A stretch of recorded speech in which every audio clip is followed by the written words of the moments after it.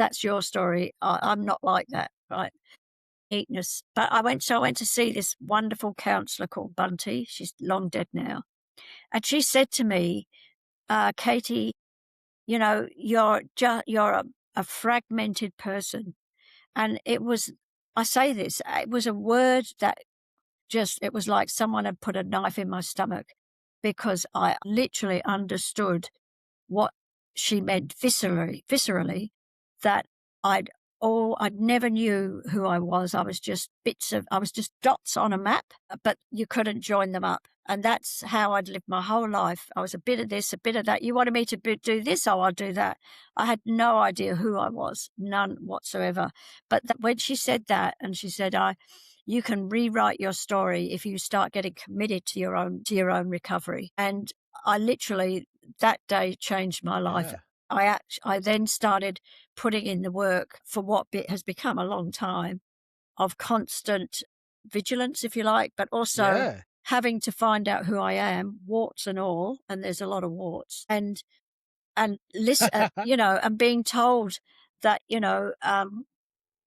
that things will get better. You will have a life beyond your ever, no one's imagining. And I had to trust them when I now started to listen and hear what other people were saying, that if they could do it, if I did what they did, then I could possibly have a better life. And it's hard. The first, I know it sounds crazy, So but you've spent the last 48 years putting those fragments back together? yes, and they've come together. They've come together. Not, I don't think really until I was Yeah. about 20 years. I was still acting out Yeah. my bad behavior. So, people had to have really, shall we say, direct conversations with me when I was out of order. And I just thought, no. Yeah. So instead of Yeah. pointing the finger outward, I had to point the finger inward. And with a lot of support, now I'm in a position to show people, that you can be clean and sober for a very long time. And it's not just about the time. It's about, if you continue to do the work, it just more gets revealed. And that's really why I called the book, How the Fuck Would I Know? Because if I don't know, then I remain teachable. People who've got more, who've been, Yeah. How beautiful. they tell, and I think, well, I want what they've got. I haven't reached nirvana, and Yeah. I never will. But there's some people I know who are 50, mid 50, 55, been in support groups that long, and they're, the people that are doing the work. They've got a sense of being centered. They've got some humility.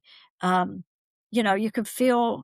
I sense that their ego isn't on display all There's the something time. about them. Yes, Yeah. yeah. And I don't know whether I've got Yeah. that, but 100%. go on. We can all aspire, can't we, Well, yeah, to be like continually. that, Yeah, I've absolutely. often said that I've been in a lot of rooms, in a lot of places, and it's when I'm in those special rooms with those special people that I really feel like I'm amongst heroes or Yes, amongst, aspirational people, yeah.